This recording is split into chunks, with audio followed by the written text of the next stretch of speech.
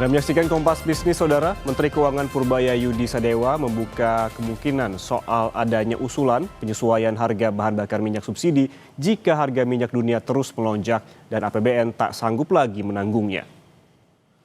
Purbaya menjelaskan pemerintah telah menyiapkan berbagai skenario kenaikan harga minyak dunia.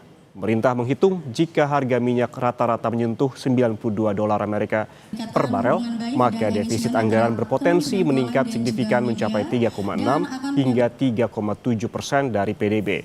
Untuk mengantisipasi pelebaran defisit, pemerintah menyiapkan sejumlah opsi, misalnya dengan melakukan penyesuaian APBN dengan memangkas anggaran yang tak esensial. Penghematan tersebut dapat dilakukan untuk sejumlah pos, misalnya program makan bergizi gratis ataupun anggaran pembangunan infrastruktur di Kementerian Pekerjaan Umum. Namun jika tekanan terhadap APBN sudah terlalu besar, maka Purbaya tak menutup kemungkinan untuk membagi beban tersebut dengan masyarakat yang berarti ada potensi kenaikan harga BBM bersubsidi. Tapi yang jelas kita udah eksersis sampai kalau harga minyak naik ke $92 per barrel, apa dampaknya ke defisit. Kalau nggak diapain, defisit kita naik ke 3,6% kalau nggak salah dari PDB. Itu kalau kita nggak ngapa-ngapain. Tapi kan biasanya kita bisa melakukan langkah-langkah penyesuaian sehingga kita bisa menjaga tetap di bawah 3%. Kalau emang anggarannya nggak kuat sekali, nggak ada jalan lain ya kita share dengan masyarakat sebagian. Artinya ada kenaikan BBM kalau memang harganya tinggi sekali dan anggarannya udah nggak tahan lagi. Ada kemungkinan ada anggaran yang ingin diajukan adalah yang nggak terlalu penting, tapi yang untuk makanan kita nggak akan ganggu sama sekali dan kita akan dukung supaya optimal. Dan ini bukan berarti saya akan motong MBG, enggak, tapi ini kan potensi mana yang dipotong. Misalnya lagi PU, ada belanja-belanja yang bisa digeser ke tahun depan untuk bangun apa macam-macam program yang mereka punya. Sejak serangan AS Israel pada 28 Februari lalu disusul ditutupnya Selat Hormuz, harga minyak mentah Brent ini terpantau terus naik. Pada penutupan perdagangan 2 Maret, harga minyak melonjak ke $77,74 AS per barel. Harga minyak mentah Brent melampaui angka psikologis pada 3 Maret tembus $81,40 per barel dan menyentuh $85,41 AS pada 5 Maret.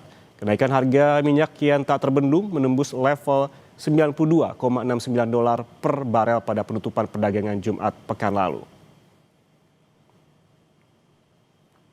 Sementara kenaikan juga terjadi pada minyak mentah WTI. Pada penutupan perdagangan awal pekan, harga berada di level $71 per barel. Harga terus naik hingga menyentuh $74 per barel pada 3 dan 4 Maret. Kenaikan harga makin meroket pada 5 dan 6 Maret, masing-masing ditutup di harga $81 dan $90,90 AS per barel.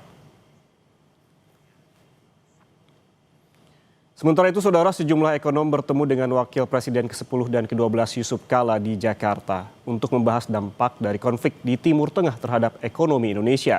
Dalam diskusi ini dibahas pemerintah perlu menentukan prioritas belanja negara agar ekonomi nasional tetap stabil di tengah ketidakpastian global.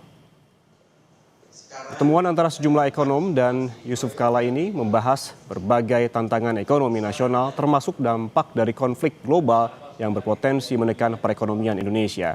Yusuf Kala menyebut kondisi ekonomi saat ini dipengaruhi oleh faktor global, warisan kebijakan masa lalu, serta kebijakan pemerintah saat ini. Namun menurutnya, pemerintah tetap perlu menentukan prioritas pembangunan yang memberikan dampak nyata bagi masyarakat.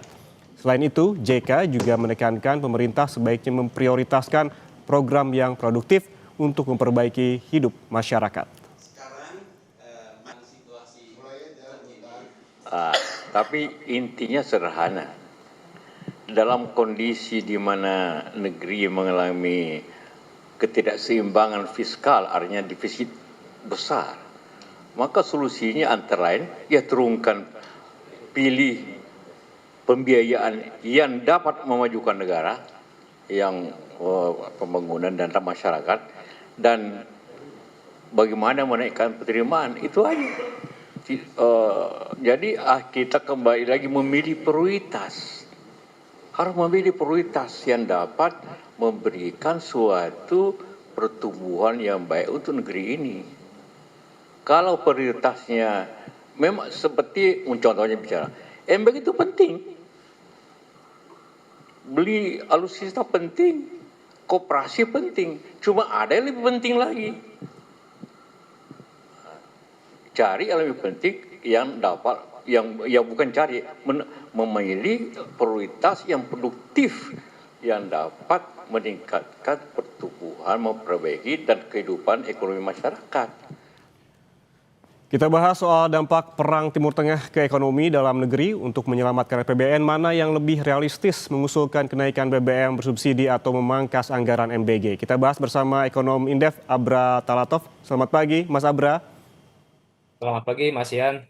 Mas Abra, kemarin kan pemerintah menyinggung soal menaikkan harga BBM bersubsidi jika harga minyak dunia terus naik. Apakah menurut Anda menaikkan harga BBM adalah langkah yang tepat di tengah kondisi ekonomi saat ini? Ya, Mas Ian, tentu dinamika mengenai harga BBM ini sangat ditentukan dengan faktor beberapa variabel ya, misalnya dengan kenaikan harga minyak mentah, kemudian nilai tukar rupiah, dan juga bahkan kuota dari BBM subsidi itu sendiri. Nah, kalau kita melihat sekarang perkembangannya, eskalasi perang di Timur Tengah ini sudah masuk ke pekan kedua. Ini harga minyak mentah di pagi hari ini, Mas, saya cek sudah $109 per barrel untuk jenis Oke. Brent. Artinya sudah ada kenaikan sekitar 55% dibandingkan asumsi APBN kita. APBN kita tahun ini $70 per barrel, sekarang 109, artinya ada selisih 55%. Jadi memang Hmm. sudah sangat berat, dan ini sejalan juga dengan statement dari Pak Purbaya minggu lalu menyatakan bahwa ketika harga minyak mentah ACP ini $92 saja, ya APBN kita di tahun ini kemungkinan besar akan bisa jebol sampai 3,6% terhadap PDB dengan tanpa melakukan apapun. Nah, pertanyaannya kan Hmm. kondisi real ya sekarang sudah di atas $100. Kalau kita menggunakan skenario terburuk sampai akhir tahun nanti di atas $100, artinya APBN kita sudah pasti dipastikan akan jebol. Nah, pilihannya adalah apakah memang pemerintah akan melakukan kenaikan harga BBM atau ada opsi lain. Hmm. Nah, ini Hmm. yang saya pikir juga memang harus ditimbang masak-masak oleh pemerintah. Kalau menurut saya memang belajar dari pengalaman pemerintahan di era Pak SBY kemudian Pak Jokowi memang tidak bisa dielakkan. Harga BBM itu pada akhirnya akan dilakukan penyesuaian harga karena memang ada faktor kenaikan harga minyak mentah. Misalnya Hmm. saya ingin menjelaskan sedikit mengenai pengalaman di tahun 2005 ketika itu di era Pak SBY yang pertama. Harga BBM subsidi ya waktu itu dinaikkan, bahkan yang pertama itu 32% ya kenaikan harganya, kemudian yang dikenaikan yang kedua itu sampai 87%. Karena memang ada selisih antara asumsi ICP di tahun 2005 dengan realisasi tahun 2005 sampai 125%. Dan tahun 2008 juga begitu, Pak SBY melakukan kenaikan harga BBM Hmm. subsidi sampai 33%. Begitupun juga di era Pak Jokowi di tahun 2014 dan di tahun 2022 melakukan kenaikan harga sampai 30%. Nah, memang tidak dari sejarah yang ada ya dari pengalaman kita sebelumnya tidak bisa dihindari dilakukannya penyesuaian kenaikan harga BBM. Tetapi kan ada hal yang membedakan, Mas, di tahun-tahun Hmm. sebelumnya.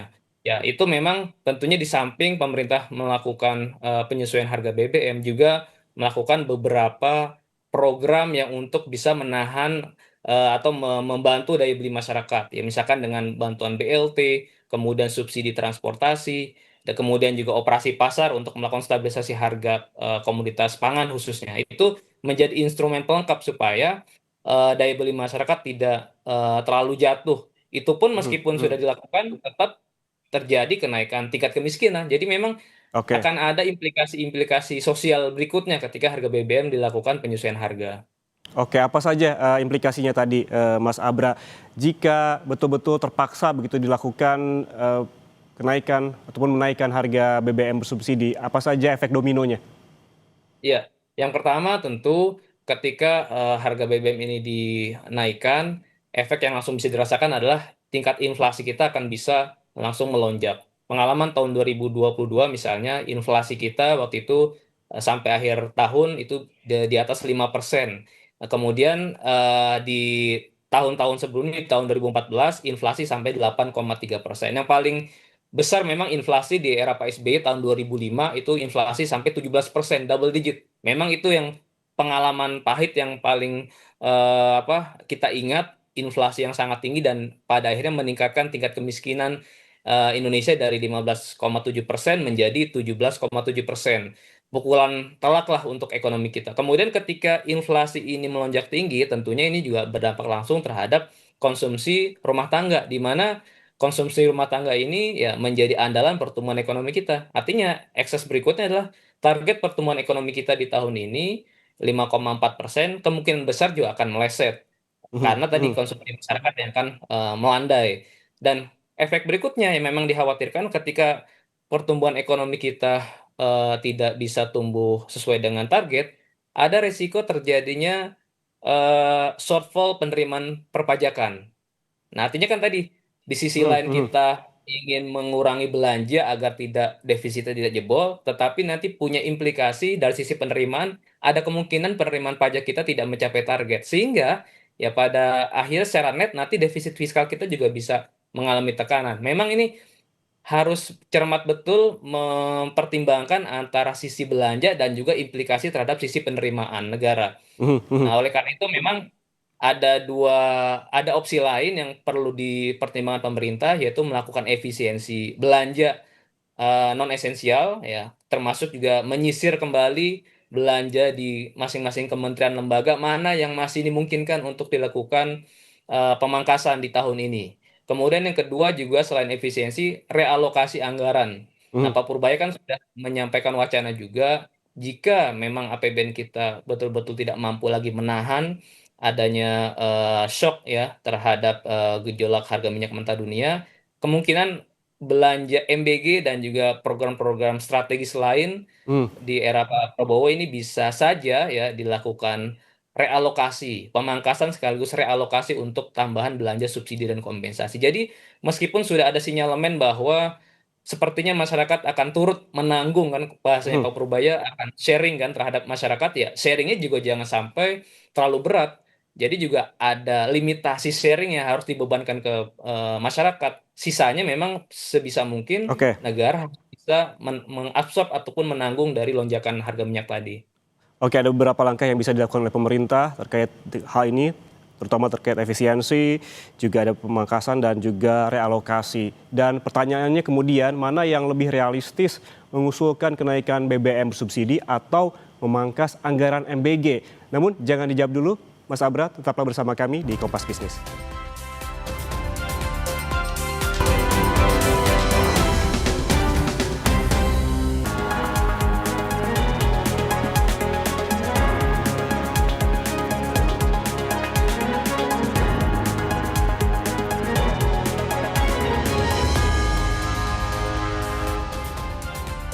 Anda masih bersama kami di Kompas Bisnis, Saudara, dan kita lanjutkan perbincangan bersama ekonom Indef, Abra Talatov. Mas Abra, menurut Anda mana yang lebih realistis, mengusulkan kenaikan BBM bersubsidi atau memangkas anggaran MBG di tengah kenaikan harga minyak mentah dunia? Ya, Mas, saya melihat bahwa ini sepertinya akan ada tahapan-tahapan penyesuaian kebijakan ya, Mas. Yang pertama memang pemerintah tentu perlu melihat dari sisi pos belanja yang lain, ya termasuk dalam hal ini adalah MBG untuk dilakukan realokasi tambahan subsidi dan kompensasi energi. Karena memang dari pos belanja-belanja yang lain yang paling memungkinkan di pangkas ataupun direalokasi adalah dari belanja MBG dan juga termasuk belanja barang dari kementerian lembaga yang lain. Yang Mhm, kedua, ketika nanti dimungkinkan dari anggaran sekitar 335 triliun tahun ini untuk MBG, misalnya dilakukan realokasi 10%, 20% secara bertahap ya untuk menambah alokasi subsidi energi. Kemudian nanti pada akhirnya harga minyak mentah masih akan terus meningkat ya di atas $120 misalnya. Itu nanti baru opsi yang kedua yaitu dengan melakukan penyesuaian harga. Jadi saya melihat penyesuaian harga BBM itu menjadi langkah terakhir, Mas. mhm, Langkah yang mhm, paling awal itu dilakukan tadi efisiensi dan realokasi. Yang kedua juga tidak kalah penting adalah melakukan pengendalian distribusi BBM subsidi.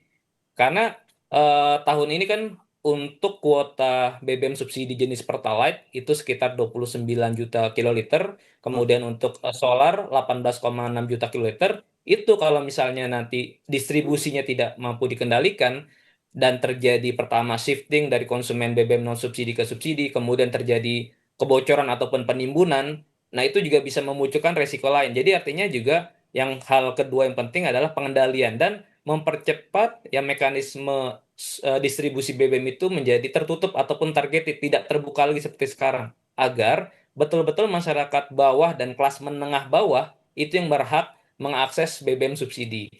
Nah, Hmm. selanjutnya ketika itu sudah dilakukan, baru pemerintah punya opsi untuk melakukan penyesuaian harga BBM subsidi. Jadi betul-betul jangan sampai masyarakat bawah ini terkena pukulan yang berat, Mas, Hmm. dari adanya gejolak kenaikan harga BBM global.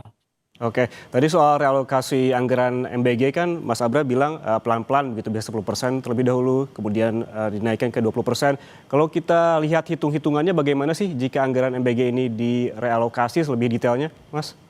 Ya. Ya, sebetulnya kan alokasi belanja subsidi energi tahun ini 210 triliun ya, Mas. Hmm. Artinya misalkan dengan alokasi MBG 330 triliun, ya kita bisa hemat 10% misalnya. Itu ada tambahan sekitar 33 triliun. Ya masih belum cukup adanya potensi tambahan subsidi, tapi itu paling tidak bisa menjadi langkah antisipasi pemerintah ketika nanti memang ada urgensi untuk menambah subsidi energi, itu dari pos mana saja. Nah, MBG ini menjadi salah satu, saya Hmm. katakan salah satu, bukan satu-satunya, salah satu pos yang dimungkinkan ya untuk dilakukannya realokasi. Yang kedua juga ada sebetulnya peluang menggunakan dana SAL, sisa anggaran Hmm. lebih Hmm. pemerintah yang tidak terpakai, yang tahun lalu kan sudah diinjeksi 200 triliun ke sistem perbankan kita oleh Pak Purbaya, dan tahun ini rencananya ada tambahan 100 triliun. Itu juga dana SAL dimungkinkan juga, Mas, untuk dimanfaatkan untuk menambah subsidi kompensasi energi. Jadi memang pemerintah masih ada ruang juga untuk melakukan otak-atik APBN kita agar Hmm. Hmm. tidak langsung tiba-tiba harga BBM dilakukan penyesuaian. Oke, kalau saya garis bawahi, artinya menurut Anda ini pemerintah harus mulai mengotak-atik skala prioritas belanja begitu ya, agar tidak tekor. Selain MBG juga Menteri Keuangan kemarin menyinggung soal belanja infrastruktur tuh, Mas. Iya, betul. Jadi pertama yang harus dilakukan pemerintah memang melakukan adjustment ulang ya. Bahkan kalau dalam kondisi ini dianggap sudah darurat, sebetulnya ya pemerintah bisa mempertimbangkan untuk melakukan APBN perubahan atau Hmm. revisi APBN seperti yang dilakukan di tahun-tahun sebelumnya gitu. Bahkan kan di era pandemi COVID-19 di tahun 2020 pemerintah mengeluarkan Perpres nomor 72 tahun 2020 yang kemudian menjadi Undang-Undang nomor 2 tahun 2020 yang memperbolehkan defisit fiskal kita lebih dari 3% terhadap GDP Hmm. pada 3 tahun ya, dari 2021 sampai 2023. Waktu itu memang kondisinya ada kedaruratan karena adanya pandemi COVID, adanya kebutuhan belanja yang besar, adanya resiko penerimaan pajak yang rendah, sehingga dikeluarkanlah Perpres ataupun Undang-Undang Keuangan Negara tadi. Jadi itu barangkali juga bisa menjadi opsi terakhir Hmm. yang akan disepakati oleh pemerintah dengan DPR, tetapi lagi-lagi itu pun memiliki resiko tersendiri. Ketika pemerintah nanti mengambil opsi melakukan pelebaran defisit ya dengan mengeluarkan Perpres tadi, itu nanti juga investor dan juga lembaga pemerintah akan melihat resikonya Hmm. buat kita. Karena kondisi sekarang saja dengan defisit kita dijaga maksimal 3% terhadap PDB, beberapa lembaga sudah menyoroti mengenai ketahanan fiskal kita. Dilihat dari indikator penerimaan perpajakan kita yang rendah dan juga resiko utang pemerintah yang dikhawatirkan tidak stabil gitu. Nah, oleh Oke. karena itu memang pemerintah harus sangat hati-hati Hmm. sekali Hmm. untuk melakukan manuver fiskal di tahun 2026 ini. Oke, Mas Abra, jika memang langkah efisiensi dan juga realokasi ini diambil begitu, langkah awalnya tuh harus dimulai dari mana dulu? Apakah dari evaluasi program dan juga spending review agar anggaran ini fokus pada program dengan dampak ekonomi besar dan juga mendorong produktivitas begitu? Iya, betul. Jadi saya melihat bahwa pemerintah perlu kembali melakukan presiden ya memanggil seluruh menteri-menteri untuk bisa mengidentifikasi lagi belanja belanja mana di masing-masing kementerian lembaga yang dimungkinkan untuk ditunda. Ya, ataupun dibatalkan di anggaran tahun ini. Nah, jadi masing-masing kementerian lembaga dulu tuh melakukan usulan adanya efisiensi. Nah, kemudian di sisi lain yang menjadi kewenangan presiden, misalnya dalam program MBG itu ditetapkan kira-kira ada skenario penghematan ataupun realokasi berapa persen, 10% kah, bahkan sampai 50%. Dan ketika terjadi realokasi belanja MBG tadi kan artinya ada konsekuensi, target tidak akan tercapai sesuai dengan yang disasar pemerintah di tahun ini. Jadi baik itu jumlah penerimanya maupun target jumlah SPPG-nya itu. Yang kemudian yang kedua juga eh, barangkali juga pemerintah bisa mulai melakukan review bahwa untuk MBG ini memang diprioritaskan untuk siswa yang tidak mampu, paling tidak di desil 1 sampai desil 6 gitu, dari keluarga yang tidak mampu ataupun kelas menengah bawah. Jadi tidak dipukul rata untuk seluruh siswa. Nah, Hmm. kemudian berikutnya ketika sudah dilakukan penyisiran efisiensi belanja kementerian lembaga, ya pemerintah baru melakukan prediksi atau proyeksi ulang mengenai target penerimaan negara, karena kan tadi adanya resiko penerimaan pajak yang juga akan terpukul. Jadi dua, dari sisi belanja dan dari sisi proyeksi ulang terhadap penerimaan negara. Nah, baru dari Hmm. situ kita kelihatan defisitnya kira-kira apakah masih akan berpotensi tembus 3% terhadap PDB atau masih di bawah 3%. Nah, baru opsi terakhir, worst scenario, ketika harga minyak mentah betul-betul tidak bisa dikendalikan, bahkan tembus lebih dari $150 per barrel. Nah, kira-kira apa langkah yang lain yang akan dilakukan pemerintah? Tadi, ketika sudah dilakukan hal-hal penghematan dan relokasi, ternyata masih tidak cukup, maka barangkali ya tadi mengeluarkan Perpres ataupun Undang-Undang Keuangan Negara yang memperbolehkan defisit lebih dari 3% sampai level tertentu, misalnya 4 atau 5%, dengan adanya kesepakatan politik antara eksekutif Hmm. dengan Oke. parlemen, itu bisa dilakukan sebagai jalan terakhir, Hmm, Mas. hmm, hmm. Jadi melebarkan defisit ini menjadi worst scenario, tapi ada bisa digarisbawahi terkait skala prioritas begitu ya. Melihat dulu KL begitu, kementerian dan juga lembaga melihat belanja yang bisa ditunda atau juga dibatalkan, dan juga review MBG yang memungkinkan bagi prioritas siswa yang miskin begitu. Terima kasih Ekonom Indef Abra Talatov atas waktunya bersama kami di Kompas Bisnis. Sehat selalu. Terima kasih, Mas Yan.